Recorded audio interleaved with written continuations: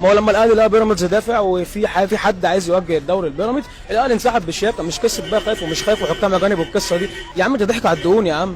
هيسكتك بالكاس وتسيب الدوري لبيراميدز، هيسكتك بالدوري وتسيب الكاس لبيراميدز، ما بيراميدز دافع. ما الاهلي لو كان هيكسبك. ما تقول اللي ليك وايه اللي عليك. هو الاهلي لما لقى الدنيا كلها يعني بيراميدز دفع، خلاص خد الدوري. انا هستفاد منك بفلوس، خد الدوري، اسكتك بالدوري زي ما قلت لك قبل كده، هدوس على وش اي حد. انا اخدت فلوس يعني الدوري موجه لبيراميدز وانت الدوري السنه دي موجه لبيراميدز. ما الاهلي انسحب بالشياكه ليه؟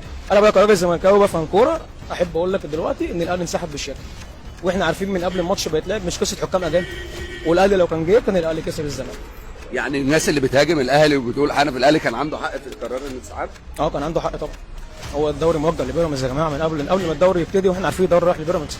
زي كاس الرابطه معمول لسيراميكا، ابو العينين بقى قصاد البلد وفلوس مدفوعه، خلاص ما انا مش هخسرك، ما انت بستفيد منك فلوس. واكبر دي على كده ان الاهلي والزمالك بيتغلبوا في كاس الرابطه. الاهلي والزمالك ما يتغلبوش من الفرقه دي في كاس الرابطه. فانا عارف وانت عارف ومصر كلها عارفه، بس ما حدش بيتكلم عشان احنا احنا ماشيين جوه الحيط مش جنب الحيط.